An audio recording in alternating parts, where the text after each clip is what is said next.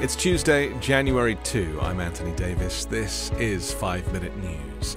A series of powerful earthquakes that hit western Japan have left 55 people dead, damaged thousands of buildings, vehicles and boats. Officials warned today that more quakes could lie ahead. Aftershocks continued to shake Ishikawa Prefecture and nearby areas a day after the magnitude 7.6 earthquake slammed the area. Damage was so great it could not immediately be assessed. Japanese media reports said tens of thousands of homes were destroyed. Water, power, cell phone service was still down in some areas. Residents expressed sorrow about their uncertain futures.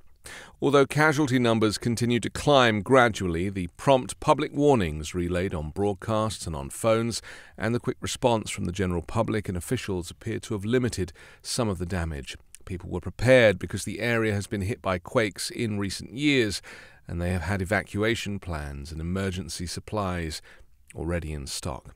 Japanese media's aerial footage showed widespread damage in the hardest-hit spots, with landslides burying roads, boats tossed in the waters, and a fire that turned an entire section of Wajima City to ashes.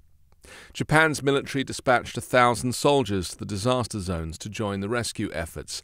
A quake with a preliminary magnitude of 5.6 shook the Ishikawa area, and quakes continued to rock the area, reaching more than 100 aftershocks over the past day. Nuclear regulators said several nuclear plants in the region were operating normally. A major quake and tsunami in 2011 caused 3 reactors to melt and release large amounts of radiation at the nuclear plant in northern Japan. US President Joe Biden said in a statement that his administration was ready to provide any necessary assistance for the Japanese people. South Korea's tough-speaking liberal opposition leader Lee Jae-myung was stabbed in the neck by an unidentified knife-wielding man who attempted to kill him during his visit to the southeastern city of Busan on Tuesday. 59-year-old Lee, the head of the main opposition Democratic Party, was airlifted to a Seoul hospital after receiving emergency treatment. Lee's party later said he was recovering at an intensive care unit at Seoul National University Hospital following a 2-hour operation. The attack happened as Lee walked through a crowd of journalists and others after a tour of the proposed site for a new airport in Busan. The attacker approached Lee saying he wanted his autograph, then stabbed him in the left side of the neck.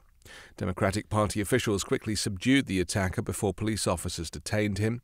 Videos circulating on social media showed the suspect wearing a paper crown reading, "I'm Lee Jae-myung," in a possible attempt to pose as a supporter.